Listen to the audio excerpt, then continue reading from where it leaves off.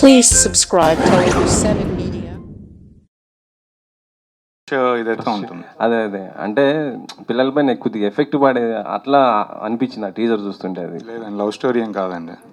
కాదు, టైటిల్ చూస్తే summer holidays అయిపోతున్నాయి అంటే మరి నెక్స్ట్ సమ్మర్కా ఏం చేద్దామండి, మరి మీరే అన్ని సినిమాలు ఒకదాని తర్వాత ఒకటి పోస్ట్పోన్ చేస్తూ వస్తున్నారు. ఈ మధ్యలో నేను వేసేస్తే నన్ను తొక్కేస్తారు కదా, సో కొంచెం గ్యాప్ తీసుకొని వస్తాను. మీ వెనకాల పెద్ద బ్యానరే ఉంది, గీతా ఆర్ట్స్ లాంటిది. మీకు థియేటర్లు దొరుకుతాయి, ఆడియన్స్ కూడా సినిమాలకు వెయిటింగ్. ఇప్పుడు ఏం లేవు, ఎందుకు లేట్ అవుతుంది? అంటే ఇండస్ట్రీ ఒక్కరిది కాదు కదా, చాలా మంది కలిస్తేనే కదా ఇండస్ట్రీ. సో అందరి సినిమాలు అన్ని సినిమాలు టైం లైన్స్ చూసుకొనే రావాలి కదా. అండ్ కొన్ని రోజులు పోతే ఇప్పుడు ఎగ్జిబిటర్స్ అంతా మరి పర్సంటేజ్ కోరుతున్నారు కదా. ఇలాంటి టైంలో మీ సినిమా ఎలా మీరు చూసుకుంటారు? అంటే ప్రొడ్యూసర్గా ఎట్లా దీన్ని చూసుకుంటారు? మా సినిమా పర్సంటేజ్లోనే ఆడుతుందండి, మా సినిమాకి ఏం రెంటల్స్ రావు. సో మాకేం టెన్షన్ లేదు, అది దీని తర్వాత వచ్చినా కూడా ఇష్యూ లేదు. ధీరజ్ గారు సార్ నిన్న కొంతమంది ప్రొడ్యూసర్స్ పవన్ కళ్యాణ్ గారి దగ్గరికి వెళ్ళారు. అంటే తర్వాత మాట్లాడాక ఇండస్ట్రీ సమస్యల గురించి డిస్కస్ చేసామన్నారు. మొన్న కూడా ఒక ప్రెస్ మీట్ పెట్టారు. ఆ నలుగురు లేకపోతే 5 ప్రొడ్యూసర్లకే సమస్యలు ఉన్నాయి. మీరు అందరూ హ్యాపీగా ఉన్నారా ఇండస్ట్రీలో? లేదు సార్, మా సమస్యలు కూడా ఉన్నాయి సార్. కాకపోతే వాళ్ళ సమస్యలు అంటే పెద్ద సినిమాలు 100 crores పైన తీసే వాళ్ళ సమస్యలు వేరే ఉంటాయి. సో వాళ్ళ సమస్యలు వాళ్ళు బయటికి చెప్తున్నారు. అండ్ మా సమస్యలు అంటే ఇప్పుడు కళ్యాణ్ గారి దగ్గరికి వెళ్ళినప్పుడు మాకేం ఇన్ఫర్మేషన్ లేదు సార్, మమ్మల్ని ఏమైనా పిలవలేదు, ఓన్లీ వాళ్ళే వెళ్ళారు. బట్ డెఫినెట్లీ మా సమస్యలు మాకు ఉన్నాయండి.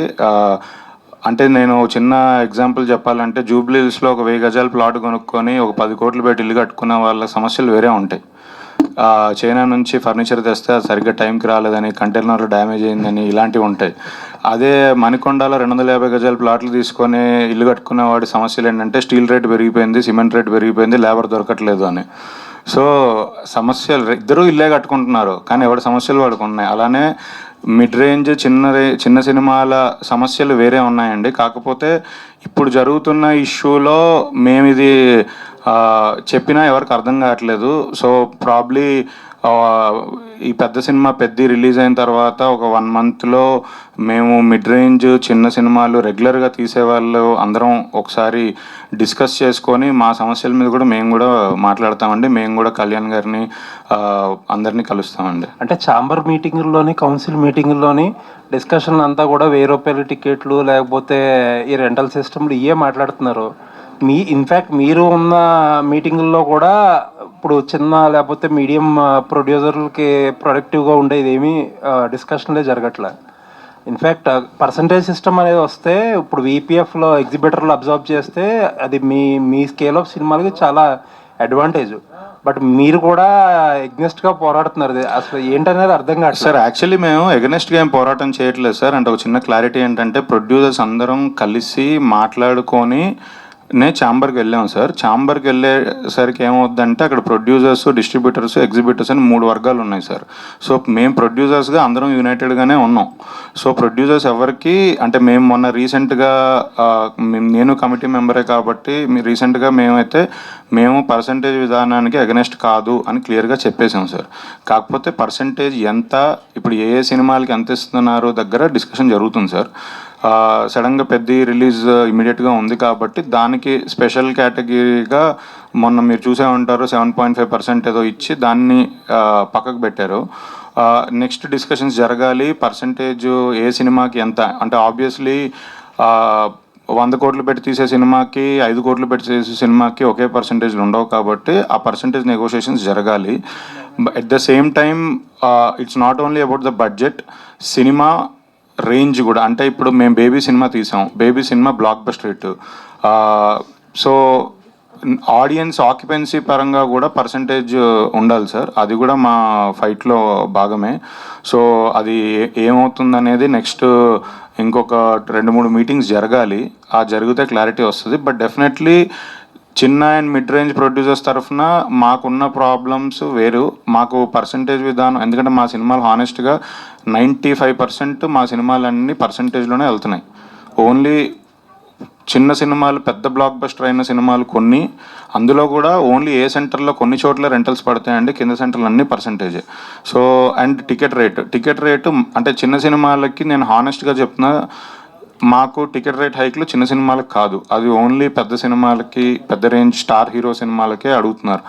మేము ఇన్ఫ్యాక్ట్ చెప్పాలంటే ఆడియన్స్ని థియేటర్కి తీసుకొని రావడం కోసం మేము ఇంకా వెళ్ళి బతిలమాడుకొని మేము 99 రూపీస్కే టికెట్ ఇస్తున్నాం, ప్లీజ్ రండి అని అడుగుతున్నాం. రీసెంట్గా మీరు చూస్తే లాస్ట్ ఇయర్ లిటిల్ హార్ట్స్ కానీ, రాజు వెడ్స్ రాంబాయ్ కానీ అన్ని చాలా చిన్న సినిమాలు మేము 99 రూపీస్ బాటా రేట్ లాగా ఆడియన్స్కి చాలా ఇంప్రెసివ్గా ఉండాలనే ప్రయత్నం చేస్తున్నాం. సో టికెట్ రేట్ల కేటగిరీలో మేము లేము.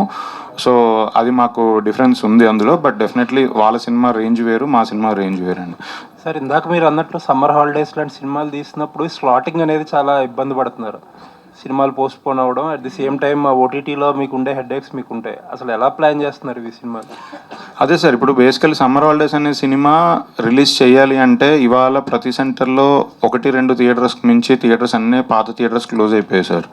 సో ఆ 1-2 థియేటర్స్ ఆబ్వియస్లీ పెద్ద సినిమాలు వచ్చినప్పుడు ఆ 2 వీక్స్ 3 వీక్స్ ఆబ్వియస్లీ వాళ్ళు అదే బిలీవ్ చేస్తారు కాబట్టి దానికే ఇస్తారు. సో మేము కొంచెం గ్యాప్ తీసుకొని ఆడియన్స్కి దగ్గరికి సినిమా తీసుకెళ్ళడానికి మేము కరెక్ట్ రిలీజ్ డేట్, టైము, ఆ గ్యాప్ పెద్ద సినిమాల మధ్యలో నలిగిపోకుండా ఒక స్లాట్ ఎత్తుక్కొని రావాల్సి వస్తుంది సార్. మల్టీప్లెక్స్లు ఓన్లీ హైదరాబాద్ సిటీలో తప్ప, ప్రాబ్లీ కొన్ని వైజాగ్, విజయవాడలో తప్ప మిగతా ఏరియాలో ఎక్కడ మల్టీప్లెక్స్ లేవు. అంటే 5-6 స్క్రీన్స్ ఉండి చిన్న సినిమాలు కూడా ప్లేస్ ఉన్నట్టు ఎక్కడ లేదు సార్. సో అందుకే రిలీజ్ డేట్ కొంచెం ఇబ్బంది పడుతున్నాం. అందుకే నేను సమ్మర్లో చేయాలి అని చాలా ఫాస్ట్గా స్టార్ట్ చేసి చాలా జెట్ స్పీడ్లో షూటింగ్కి వెళ్ళినా కూడా రిలీజ్ దగ్గరికి వచ్చేసరికి అలా నా చేతిలో లేదు, కొంచెం సిచ్యువేషన్ చూసే ముందుకెళ్ళాలి సార్. అది ధీరజ్ గారు, ఇందాక రాహుల్ గారు అన్నట్టు పిల్లల్ని తీసుకెళ్ళడానికి, కిడ్స్ని తీసుకెళ్ళడానికి అసలు ఫిలిమ్స్ రావట్లేదు మన తెలుగులో అన్నారు. చాలామంది కూడా చెప్పుకొచ్చారు. సో 35 నందు గారు అన్నట్టు అది తప్ప ఇంకేది కనబట్టలేదు ఈ మధ్యకాలంలో. ఒకప్పుడు చాలా చిల్డ్రన్స్ ఫిలిమ్స్ వచ్చేవి, చిల్డ్రన్స్ ఫిలిం ఫెస్టివల్స్లో ప్లే చేసేవారు, లలిత కళాతోరణంలో ఎవ్రీ ఇయర్ అదంతా ఉండేది. ఇప్పుడైతే అంటే చిన్న పిల్లల సినిమాలు, చిల్డ్రన్స్ ఫిలిమ్స్ తీస్తే అదో రిస్క్, మనకి ఎందుకులే అన్నట్టు అందరూ చాలామంది ప్రొడ్యూసర్స్ ఆలోచిస్తున్నారు. సో ఈ రిస్క్ తీసుకోవడానికి మెయిన్ రీజన్ ఏంటి మీకు? అదే సార్, బేసికల్ నేను చిన్నప్పుడు లిటిల్ సోల్జర్ సినిమాకి చాలా పెద్ద ఫ్యాను. నాకు ఇప్పటికి కూడా నాకు టైం ఉన్నప్పుడల్లా నేను లిటిల్ సోల్జర్స్వి యూట్యూబ్లో చూస్తూ ఉంటా. సో శ్రీకర్కి కూడా తెలుసు, నేను యాక్చువల్లీ శ్రీకర్తో కథ ఓకే చేశాక ప్రతిసారి లిటిల్ సోల్జర్స్ రిఫరెన్స్ పంపుతుంటా. ఆయన అనుకుంటాడు, ఏమో ఆపరా బాబు, ఇది నేను చూసే సినిమా ఎన్నిసార్లు పంపుతాం అనుకుంటాడు. ఇలా ఆ ఒక్క దగ్గరే లిటిల్ సోల్జర్స్ ఎప్పుడు రిలీజ్ అయిందో మీకు తెలుసు, ఒక్క దగ్గరే ఆగిపోయాం సార్. దాని తర్వాత మొన్న నందకిషోర్ గారు 35 అని అరుణ్తో సినిమా తీశారు. అంటే అది ఇంకా థియేటర్లో జనాలు రాలేదు, ఇంకా దానంత అంటే వైడ్ రేంజ్ ఆడియన్స్కి రీచ్ అవ్వలేదు. ఓటీటీకి వచ్చాక చాలా క్రిటికల్లీ అక్లెయిమ్డ్, చాలా మంచి పేరు వచ్చింది, చాలా అవార్డ్స్ వచ్చాయి, అన్నీ వచ్చాయి. సో ఎక్కడో పిల్లల సినిమా తీయాలి, ఒకటి తీసి పెద్ద హిట్ చేస్తే ఆడియన్స్ కూడా ముందుకు వస్తారు. At the same time every year ఎవరో ఒక కొత్త డైరెక్టరో, ఒక ఎస్టాబ్లిష్ డైరెక్టరో, ఒక ప్రొడ్యూసరు వచ్చి ఇలాంటి సినిమా తీయడానికి ముందుకు వస్తారు అనేది. అంటే అదొక జానర్ సార్, పిల్లల సినిమా అనేది ఒక జానర్, ఫ్యామిలీస్ అందరూ కలిసి వెళ్ళడానికి ఉన్న జానర్. ఆ జానర్ దురదృష్టవశాత్తు ఫ్యూ ఇయర్స్ నుంచి ఏ సినిమా రాలేదు. హోప్ఫుల్లీ నా సినిమా బాగా వస్తే ఇది చూసి ఇంకొక 2-3 సినిమాలు వస్తాయనే నమ్మకంతో ఉన్నాను సార్, అంతే. ఆల్ ద వెరీ బెస్ట్ అండి. థ్యాంక్ యూ అండి. శ్రీకర్ గారు, మామూలుగా సమ్మర్ హాలిడేస్ అనగానే అమ్మమ్మలు, మేనత్తలు గుర్తొచ్చే టైము. అసలు అటువంటి సందర్భమే లేని ఒక ప్రొడ్యూసర్కి ఆ కథ చెప్పి ఎలా ఒప్పించారు సార్? ఆయన అసలు సమ్మర్ హాలిడేస్కి సంబంధమే లేదన్నారు, ఆయనకి ఎలా ఒప్పించారు? లేదు, ఫస్ట్ ఆఫ్ ఆల్ ధీరజ్ గారు మంచి ప్యాషనెట్ ప్రొడ్యూసర్. దానివల్ల ఈ కథలో ఉన్న దాని సోల్ని, దానిలో ఉన్న ఎమోషన్ని, దాంట్లో ఉన్న ఫన్ని అన్నీ ఫస్టే ధీరజ్ గారు అర్థం చేసుకున్నారు. ఇంకా చెప్పిన ఒక 1 hour తర్వాతే నాకు కాల్ చేసి, లేదు ఈ సినిమా మనం చేస్తున్నాం అని చెప్పారు. సో ఆ కథలో ఉన్న ఒక ఏదైతే ఎమోషన్ ఆర్ సోల్ ఏదైతే ఉందో దాన్ని ధీరజ్ గారు క్లియర్గా అర్థం చేసుకుని వెంటనే ఓకే చేశారు, అంతే. రోహన్, ఇప్పుడు మీరు ఈ మధ్య వస్తున్న సినిమాలన్నింటిలో కూడా నువ్వు చాలా బాగా చేస్తున్నావు. ఈ సినిమాలో కూడా చాలా బాగున్నావు, లాస్ట్లో డైలాగ్ కూడా చాలా బాగుండింది. All the very best. ఇంకా చిల్డ్రన్స్కి వాళ్ళకి క్యారెక్టర్స్ లాగా ఉంటాయి కానీ వీళ్ళే హీరోలు లాగా తీయటం అనేది చాలా తక్కువ. ఇది చెప్పినప్పుడు నీ మైండ్లో ఏమనిపించింది? ఇందాక స్పీచ్లో కూడా చెప్పేశారు, నేను నవ్వించే క్యారెక్టర్లే కానీ this is the first time మీరు డిఫరెంట్ రోహన్ చూస్తారు. నాకు అన్నయ్య ఎప్పుడు నరేట్ చేశాడు స్క్రిప్ట్, ఇది ప్రూవ్ చేసుకోగలను, ఈ ఒరిజినల్ రోహన్ అంటే ఏంటి అని ప్రూవ్ చేసుకోగలనే బిలీవ్ ఆ పొటెన్షియల్ ఆ క్యారెక్టర్లో కనపడింది. So I felt happy when నాకు ఈ లీడ్ అనే క్యారెక్టర్ ఇస్తున్నారని. లీడ్ క్యారెక్టర్కి వచ్చిన డబ్బులన్నీ ఏం చేస్తున్నావు? అది మా అమ్మని అడగండి సార్, నాకు సంబంధం లేదు. ధీరజ్ గారు ఇందాక ఒక మాట అన్నారు, మీరు మెన్షన్ చేస్తూ జూబ్లీస్లోని 1000 యాడ్స్ చెప్పారు, మణికొండలోని 250 యాడ్స్ చెప్పారు, కానీ అద్దెకుండే ప్రొడ్యూసర్స్ కూడా అందులో ఉన్నారు సార్. చాలామంది ఫ్లాట్స్లో అద్దెకుండే ప్రొడ్యూసర్స్ కూడా ఉన్నారు, వాళ్ళు కూడా ప్రొడ్యూసర్స్. అందరూ కలిస్తేనే సినిమా సార్. సినిమా తీసే వాళ్ళు ఎవరైనా ఏదో రోజు అర్జెంట్కి వెళ్ళాల్సిన వాళ్ళే సార్. సార్ తీసిన తర్వాత ఎక్కడో చోట దొరికేస్తాం కదా సార్. ధీరజ్, సమ్మర్ హాలిడేస్ అంటేనే ఒక నోస్టాల్జియా. సో అది ఒక్కొక్క జనరేషన్కి ఒక్కొక్క రకమైన ఇది ఉంటుంది. అంటే 70స్కి వాళ్ళకి ఒకలాగా, 80s వాళ్ళకి ఒకలాగా.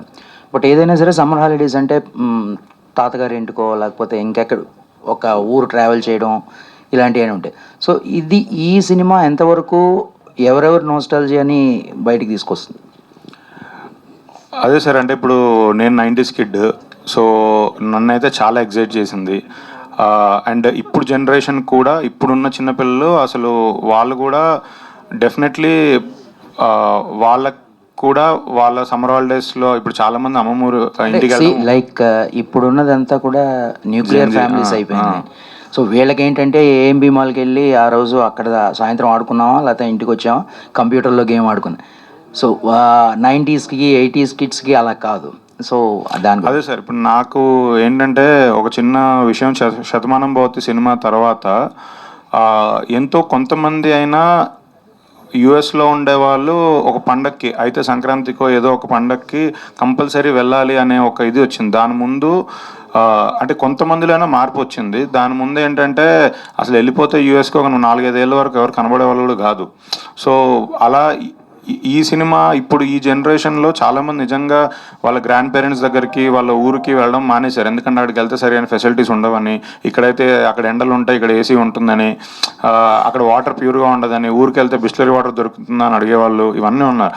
ఎక్కడో ఒక చిన్న అరే మీరు ఈరోజు ఇలా బిహేవ్ చేస్తున్నారు, మీ పేరెంట్స్ టైంలో ఇలా ఉండేది అన్న ఒక స్వీట్ మెమరీస్ ఇస్తే వాళ్ళకు కూడా కొంచెం నన్ను కూడా అమ్మమ్మ ఇంటికి తీసుకెళ్తావా అని అడగడము, ప్రాబ్లీ ఇంకా వేరే ఎలిమెంట్స్ ఏవైతే ఈ జనరేషన్ మిస్ అవుతుందో అవన్నీ. అంటే క్రికెట్ ఆడుకోవడం కానీ, ఇప్పుడు క్రికెట్ ఆడడం అంటే ఎండలో ఆడద్దు అంటారు, దుమ్ము బయటికి వెళ్ళొద్దు అంటారు. అసలు అప్పుడైతే చిన్నప్పుడు అసలు బ్యాట్ పట్టుకొని రోడ్డు మీద ఆడేసేవాళ్ళం, మనకు అసలు కింద పడ్డా ఇలా దులుపుకొని వచ్చేవాళ్ళం. ఇప్పుడు అంటే చిన్న గీత పడితే టీటీ ఇంజెక్షన్ అని హాస్పిటల్కి వెళ్ళిపోతున్నారు. సో ప్రాబ్లీ ఒక జనరేషన్ కూడా ఇంతకుముందుది చాలా స్వీట్గా అనిపిస్తుందనే నమ్మకంతోనే నేను తీసుకున్నాను సార్. వాసుకి గారు ఇందాక చెప్తూ మీరు సమ్మర్ హాలిడేస్ ఎక్కడంటే మీ ఇంటి దగ్గర అని చెప్పారు, దాంతోపాటు బాయ్స్ స్కూల్ కూడా ఉంటుంది అన్నారు కదా. నేను ఎన్ని మాట్లాడానండి, మీరు అది ఒక్కటే పట్టుకుని అడుగుతారా? అలా కాదు, అంటే సినిమాలో సమ్మర్ హాలిడేస్ అంటే క్రికెట్ ఉంది, ఇది ఉంది కదా. పిల్లలంటే బాయ్స్ ఏంటంటే మ్యాక్సిమం క్రికెట్ ఆడటము ఇవే ఆడుతుంటారు. మీరు కూడా ఆడేవారా వాళ్ళతో? క్రికెట్ లేదండి, వాళ్ళు ఆడేది చూసేవాళ్ళం అంతే. మేమేం ఆడతాం, మేము మమ్మల్ని బయట కూడా వదలరు. But yeah, why I said that was like అందరికీ ఒక మెమరబుల్ మూమెంట్ ఉంటుంది కదా. So that is a part of అమ్మమ్మ ఇల్లే ఫస్ట్. అండ్ అక్కడ ఏది మనకి ఎగ్జైటింగ్గా ఉందో అదే చూసుకోగలం కదా మనం కూడా. ఎంతసేపు మనం యూనో అమ్మమ్మ ఇంట్లో కూడా ఏం చేస్తాము, ఏం పని ఉండదు, అందుకనే చెప్పాను. Yeah okay. వాసుకి గారు ఇక్కడ మ్యామ్, యా ఇప్పుడు చిల్డ్రన్ మూవీస్కి మదర్గా ఒక బ్రాండ్ క్రియేట్ చేస్తున్నారు. ఈ సమ్మర్ హాలిడేస్లో ఈ మీ క్యారెక్టర్ని ఒప్పుకోవడానికి కోర్ ఎలిమెంట్ ఏంటి? కోర్ ఎలిమెంట్ అంటే it's actually it's a good cause అని అనుకుంటాం కదా కొన్ని ప్రాజెక్ట్స్. అది ఇలాంటి మూవీస్ రావాలండి. ఎంతసేపు డిస్టర్బింగ్ కాంటెంట్, తప్పులు జరిగేది, murder mysteries and all sorts of atrocities జరిగేది ఎన్ని చూస్తాం. రిలీఫ్ అనేది బ్రెయిన్కి ఉండాలి కొంచెమైనా. So we need movies like this. ఇలాంటి జాన్రాలో రావాల్సిన మూవీస్ మనం కేటర్ చేసే ఆడియన్స్లో చిల్డ్రన్ ఉన్నారు, ఎల్డర్స్ ఉన్నారు, టీనేజర్స్ ఉన్నారు, అందరూ ఉన్నారు. How much are we catering to children? How many projects apart from cartoons వదిలేండి, ఈ డిస్నీ పిక్చర్స్ వదిలేండి, బార్బీ మూవీస్ అవన్నీ ఒక పక్కన పెడితే, అపార్ట్ ఫ్రమ్ మన కాంటెంట్లో ఎన్ని ప్రాజెక్ట్స్ చిల్డ్రన్ కోసం మనం కేటర్ చేస్తున్నాం? లేవు, చాలా తక్కువ చెప్పాలంటే. సో పిల్లల్ని కూర్చోబెట్టి నిజంగానే రాహుల్ గారు చెప్పినట్టు ఒక మూవీ చూపించాలంటే యూ కాంట్. ఓటీటీలో ఏ కాంటెంట్ మీరు చూపించలేరు, ధైర్యంగా చూపించలేరు, బికాజ్ మీకే తెలీదు ఏం వస్తుందో కూడా తెలీదు. సో ఇలాంటి పరిస్థితిలో ఇలాంటి ప్రాజెక్ట్ మన దగ్గర ఒక నరేషన్కి వచ్చినప్పుడు మన రోల్ ఒకటి మంచిగా ఉన్నది, అది ఒకటి is a very good thing అని అనుకుంటే, అది కాకుండా it's a greater cause for children. So అది సపోర్ట్ చేయడం అనేది I think it's one of my top responsibility అని I feel. That's why I'm in this project. That's all. Jayasudha గారు అమ్మమ్మ క్యారెక్టర్ చేస్తున్నారన్నారు. మీ ఈ 2 క్యారెక్టర్ల మధ్య కెమిస్ట్రీ ఎలా ఉంటుంది? ఇంకా దీని తర్వాతనే we have to have the combination. నా కాంబినేషన్ మొత్తం పిల్లలతోనే ఉన్నది. So but I'm looking forward to it. I have huge respect for her. I like her personally. So I will probably మీకు ఈ క్వశ్చన్కి ఆన్సర్ నేను ప్రీ రిలీజ్ అప్పుడు చెప్పేస్తాను. Arun and Rohan ఇద్దరు బాగా బక్కగా అయిపోయారు, బ్లాక్ అయిపోయారు. సమ్మర్లో షూటింగ్ చేస్తున్నారా ఏంటి?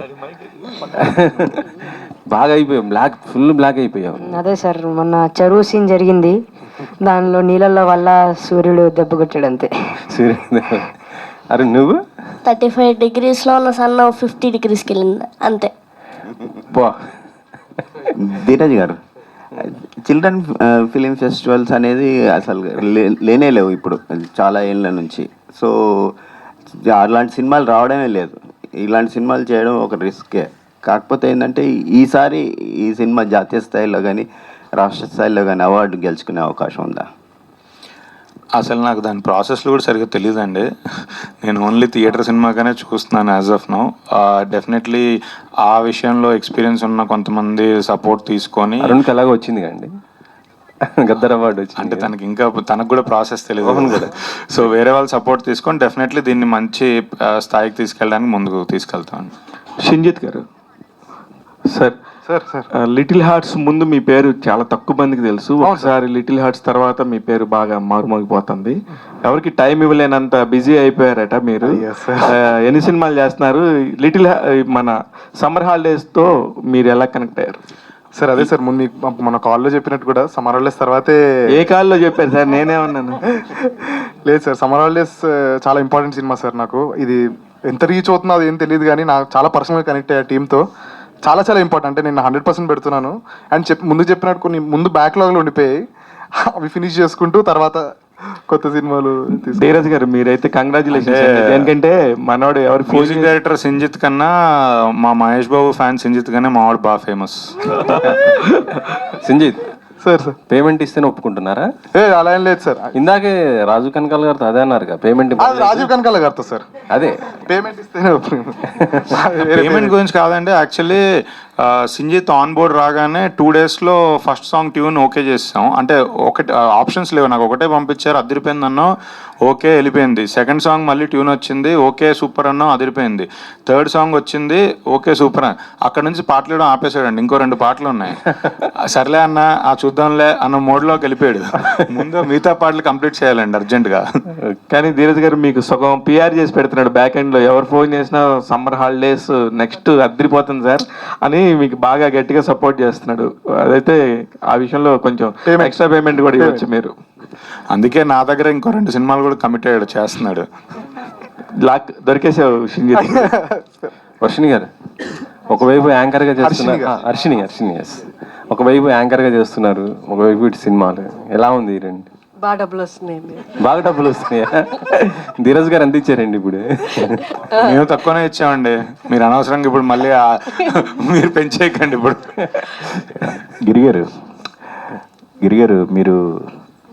మీరు ఇండస్ట్రీకి రావడం అనేది కొంచెం చెప్పుకోవాల్సిన విషయం. ప్రత్యేకంగా మీరు పాలిటిక్స్లో ఉన్నారు, పక్కనే మహానాడు కూడా జరుగుతుంది. ఈ టైంలో మీరు ఇక్కడ ప్రెస్ మీట్ పెట్టి అయిన తర్వాత ఇమీడియట్గా వెళ్ళాలండి, విజయవాడ వెళ్ళాలి. ఏంటంటే ఇండస్ట్రీ ధీరజ్ గారితోనే అసోసియేషన్ వాళ్ళు రావడం జరిగింది. ఎట్లా ఈ సినిమాది? అంతకు ముందు ఒక షార్ట్ ఫిల్మ్ ఒకటి తీసామండి, అవినాష్ పెందుర్తి అని.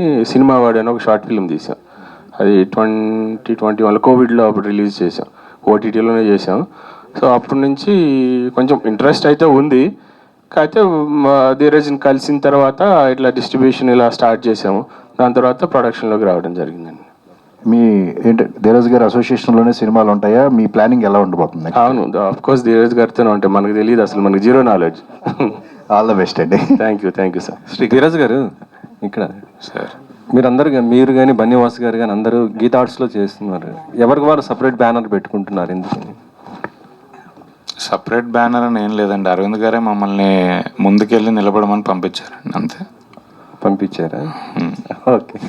పంపించారు అంటే ఇదే వద్దు అంటే ఆయన సపోర్ట్తోనే, ఆయన మాకు ఇచ్చిన స్ట్రెంగ్త్ సపోర్ట్తోనే మేము ముందుకొచ్చి చేస్తున్నాం. అంటే ఆయన చేయబట్టుకొని ఆయన నడిపించాల్సిన దూరం నడిపించారు. ఇంకా మరి అక్కడ తర్వాత కూడా మనం ఏదో నేర్చుకొని ముందుకెళ్ళి సినిమా తీయాలి కదా, అలా అందుకే ఈ ప్రయత్నం. నెక్స్ట్ ప్రాజెక్టులు ఎలా ఉండబోతున్నాయి? మంచి కంటెంట్తో అయితే వస్తానండి డెఫినెట్లీ. ఈ సంవత్సరం Chennai love story, summer holidays, తర్వాత సంగీత్ శోభన్తో సినిమా చేస్తున్నాం. దీని మీదే ఫస్ట్ ఫోకస్ ఉంది. దాని తర్వాత ఇంకా కపుల్ ఆఫ్ ప్రాజెక్ట్స్ ఉన్నాయి, బట్ మెల్లిగా స్టార్ట్ చేస్తాను.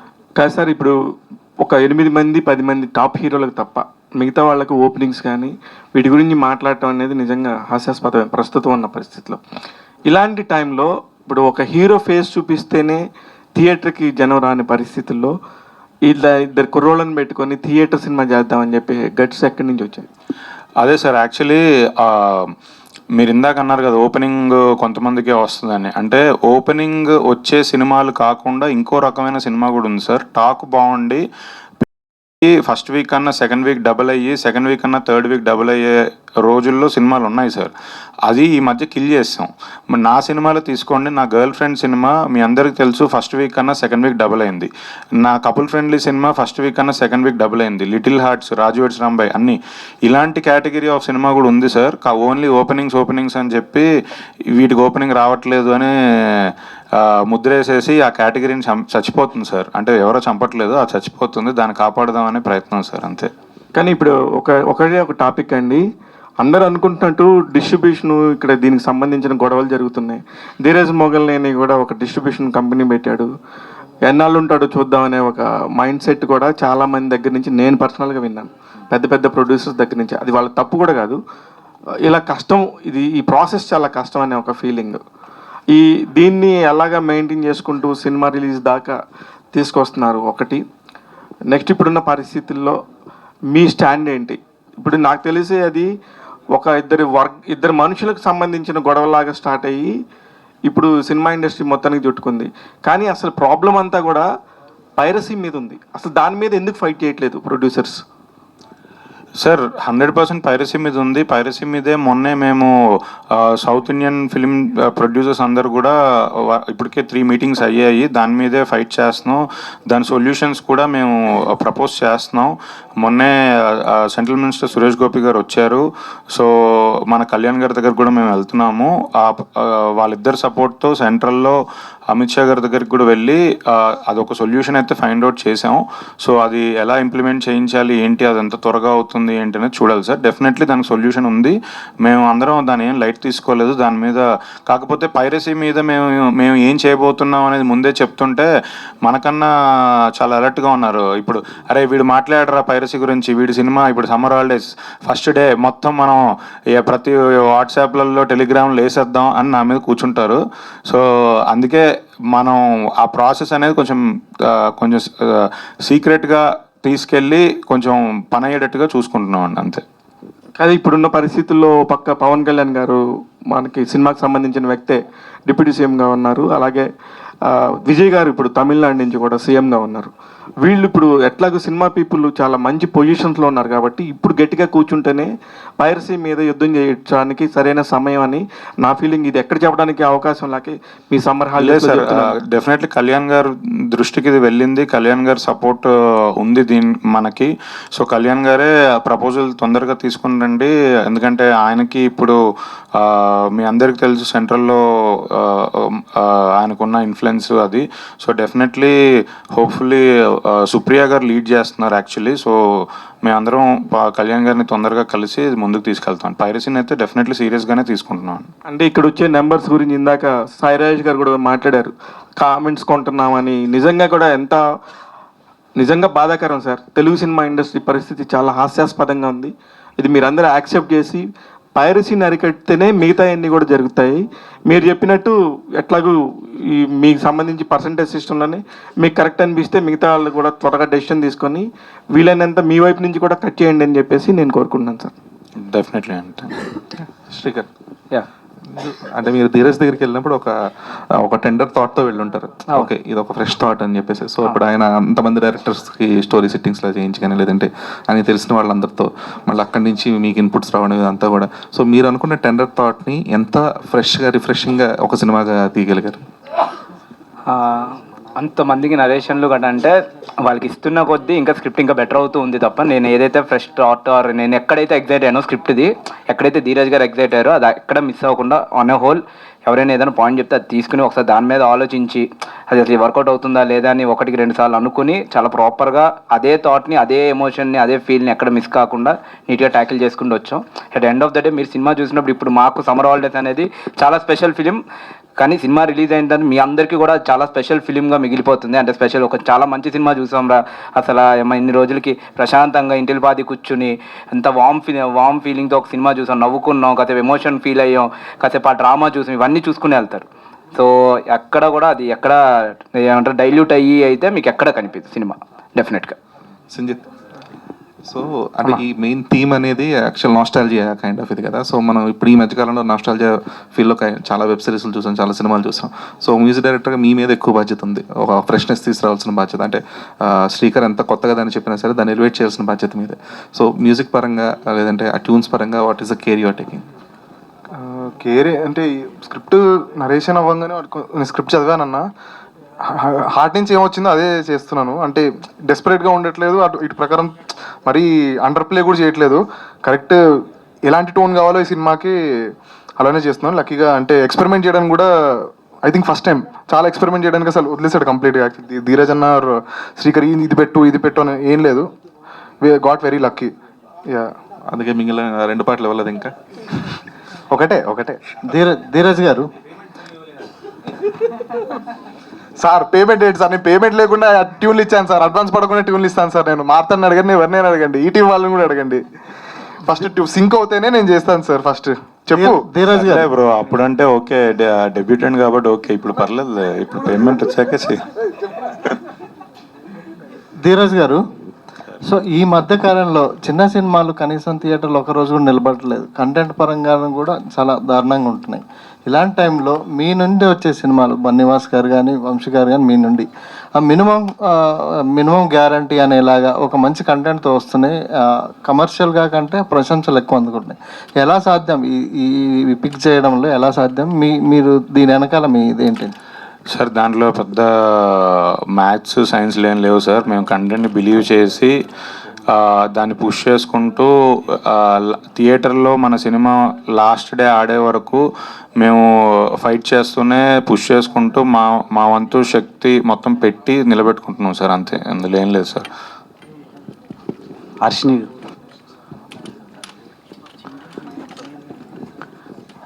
ఇప్పుడు ఇంటర్వ్యూలు ఇంకా పూర్తిగా ఆపేసినట్టేనా? లేదండి, నిన్న కూడా చేసి వచ్చాను.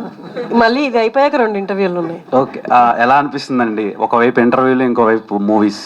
ఇంటర్వ్యూలోనే చాలా హెల్ప్ అయ్యాయండి. అంటే డైరెక్టర్స్తో మనం రెగ్యులర్గా కలిసే ఛాన్సెస్ ఉంటాయి. బట్ ఇంటర్వ్యూలు అంటే ఫేస్ టు ఫేస్ కూర్చొని చాలా ఎక్స్పీరియన్సెస్ అండ్ యాక్టర్ దగ్గర ఉండే ఎక్స్పీరియన్సెస్ అండ్ ఫీల్డ్ ఎలా ఉంటుంది, ఎక్కడ జాగ్రత్తలు తీసుకోవాలి, ఎక్కడ ఎక్కువ ఎఫర్ట్స్ పెట్టాలి, ఇవన్నీ అంటే హోల్ ప్యాకేజ్ లాగా ఇండివిజువల్గా దొరికేస్తాయి అన్నమాట. సో అదంతా ఇక్కడ ఇంప్లిమెంట్ చేయడానికి హెల్ప్ అవుతుంది. Okay, all the best. Thank you. Rohan, అంటే బ్లాక్ అయిపోయి చాలా కష్టపడినట్టు కనిపిస్తుంది, అసలు బాగా ట్యాన్ అయిపోయావు. ఎలా అనిపిస్తుంది working experience in summer holidays? కష్టపడినా కానీ దానికి ఫలితం తెలుస్తుంది టీజర్ చూసినప్పుడు. ఇంకొంచెం నన్ను తక్కువ కష్టపడితే బాగుండేమో. ఇక అప్పుడు ఈ కొంచెం ఇప్పుడు ట్యాన్ కొంచెం ఎరిగింది. ముందు నన్ను ఆ రోజు షూట్ రోజు చూసుంటే ఎవరినో అనేటోళ్ళేమో. నేను బాధపడ్డా, నన్ను ప్రసాద్ ల్యాబ్స్లో కూడా రానిరేమో నన్ను ఇలా చూస్తే అని. నేను లక్కీగా మా అమ్మ చేసిన ప్రయోగాల వల్ల కొంచెం అలా ఎరిగి పంపించారు లోపలికి. సో అంటే ఇప్పుడు పెద్ద పెద్ద హీరోలు కూడా వర్క్ దొరకట్లేదు. సో అలాంటిది నీకు కంటిన్యూగా రెగ్యులర్గా దొరుకుతుంది, ఎలా అనిపిస్తుంది? అండ్ డైరెక్టర్ గారు ఎలా అప్రోచ్ అయ్యారు, లేదంటే మీరు ఆడిషన్కి వెళ్ళారా? లేదన్న, నరేషన్ ఇచ్చాడు కానీ పెద్ద పెద్ద పెద్ద హీరోలు అందరూ వాళ్ళు పెద్ద వయసు కదా. సో ఈ ఏజ్ ఎట్లయినా anyhow they can do it. నాకు ఛాన్స్ వచ్చింది. పెద్దైనా చిన్నదైనా హీరో అని అంటారు కదా, అలా ఏం కాదన్న. ఇది కథ హీరో, నేను కాదు, నేను లీడ్ అంతే. నీ సినిమాని ఆడియన్స్ ఎందుకు చూడాలి అంటే ఏం చెప్తావు? మీకు నాస్టాలజీ ఫీలింగ్ రావాలంటే, మీ సమ్మర్ హాలిడేస్ మీరు గుర్తు తెచ్చుకోవాలంటే, మీ ఫ్రెండ్స్తో ఉన్న మెమరీస్ మీకు కావాలంటే, summer holidays is one of the best film you can watch. 90s తర్వాతలా ఆ రేంజ్ హిట్ నీకు పడలేదు. సో అది ఓటీటీ వరకు. ఇది థియేటర్లో జనాలు వస్తారంటావా నీ సినిమాకి టికెట్ కొనుక్కొని? 100%, బికాజ్ ధీరజ్ గారు కాంటెంట్ కాబట్టి మన గర్ల్ ఫ్రెండ్ కపుల్ ఫ్రెండ్లీ అయినా నమ్మకంతోనే వస్తారు. మీలాంటి ఇన్ఫ్లుయెన్సర్స్ కూడా మా సినిమాని ప్రమోట్ చేస్తే ఎవరు రారు చెప్పండి. అందుకే వచ్చా, నీకోసం వచ్చా. జస్ట్ వాచ్ సమ్మర్ హాలిడేస్ భయ్యా నాకు వీడియో చేయండి, పక్కా వస్తారు. మై ఒపీనియన్ నాట్ రివ్యూ అని పెడతారు కదా. డెఫినెట్లీ టీజర్ చాలా బాగుంది. నువ్వు ఇంకా మంచి మంచి సినిమాలు చేసి బిజీ అవ్వాలని కోరుకుంటున్నాను. All the best. Thank you. మనోడు పొద్దున్న రాగానే చాలా నీట్గా షర్ట్ బటన్లన్నీ పెట్టుకొని వచ్చాడు. మీరు హీరో అనేసరికి మెల్లిగా 2 బటన్లు తీసాడు. ఫస్ట్ 2 బటన్లు తీసాడు. ఇప్పుడు Khushi, what made you choose this character after Manashankara Varaprasad? Sorry? What made you choose this character? Why did you sign up for this movie? What did you like in this I love character? the character. It's so good and like you love it and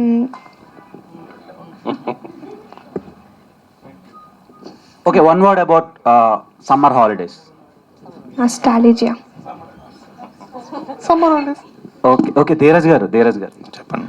so ఇప్పుడు అంటే piracy అంటున్నారు కదా చాలా మంది, కానీ release films కూడా కొంతమంది వెళ్తున్నారు. కొంతమంది కాదు, మెయిన్ రిలీజ్ ఫిలిమ్స్తో కంపేర్ చేస్తే రిలీజ్ సినిమాలకి బాగా వెళ్తున్నారు ఇప్పుడు.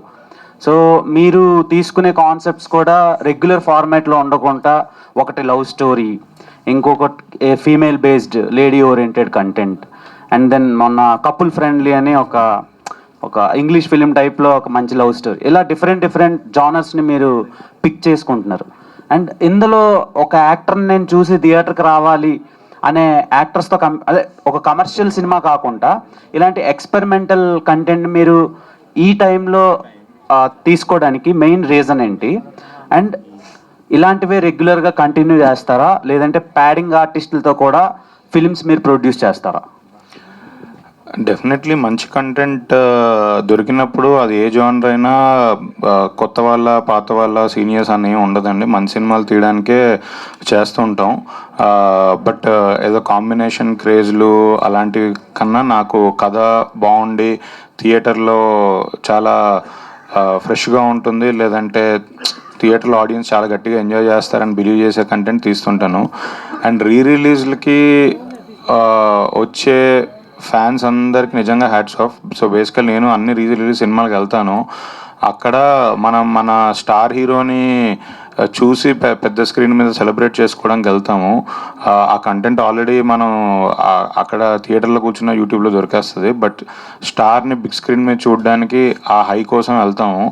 సో అదే కంటెంట్ వేరు, స్టార్ హీరోస్కి రిలీజ్కి వెళ్ళే సెలబ్రేషన్ వేరని నేను అనుకుంటున్నాను. అండ్ సింజిత్, థ్యాంక్ యూ అన్న. Hi bro. Back to back little hearts తర్వాతలా మోస్ట్ బిజియెస్ట్ మ్యూజిక్ కంపోజర్ అయిపోయారు. మొన్నే సత్యదేవ్ గారితో ఒకటి లాంచ్ చేశారు. అండ్ పెద్ద సినిమాలన్నీ లైనప్లో ఉన్నాయి. పెద్దవేం కదండి, మీడియం బడ్జెట్. అదే అంటే అవి పెద్దవయ్యే సినిమాలే అంటున్నా. ఇది పెద్ద సినిమా. ఓకే, సో ఈ సినిమాలు మీ కెరీర్కి హెల్ప్ అవుతున్నాయా, లేదంటే ఫైనాన్షియల్గా ఆర్ క్రియేటివ్గా ఎలా హెల్ప్ అవుతుంది? ఇంకా అంటే నేను వచ్చి 1 year కూడా 2 years కూడా అవ్వలేదన్న. సో నేను అవి ఏం పెట్టుకోవట్లేదు. సినిమా నచ్చితే డైరెక్టర్ సింగ్ అయితే చేస్తున్నాను. చిన్న పిల్లల సినిమా పెద్ద అలా ఏం లేదు.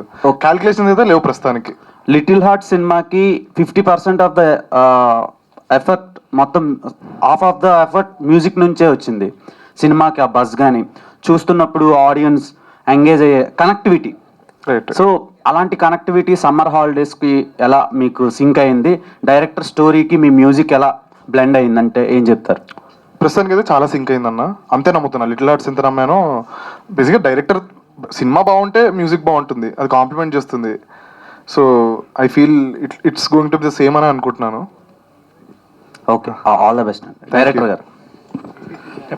సెపరేట్ ఇంటర్వ్యూ చేస్తున్నావు. సమ్మర్ హాలిడేస్ అని పెట్టారు కదా, ఆల్రెడీ సమ్మర్ అయిపోతుంది. మన డైలాగ్ చెప్పు. మేము డైలాగ్ ఆల్రెడీ ప్రిపేర్ అయ్యాము. సంక్రాంతి, వెంకటేష్ గారు సంక్రాంతి సినిమా సంక్రాంతికి రాలేదండి, ఫిబ్రవరిలో వచ్చింది అది. సార్ అదే డైరెక్టర్ గారి నోట్తో లేదు. సమ్మర్ హాలిడేస్ అయిన తర్వాత సమ్మర్ హాలిడేస్ సినిమా రిలీజ్ చేయడానికి రీజన్ ఏంటి? అంటే వేడి తగ్గిన తర్వాత?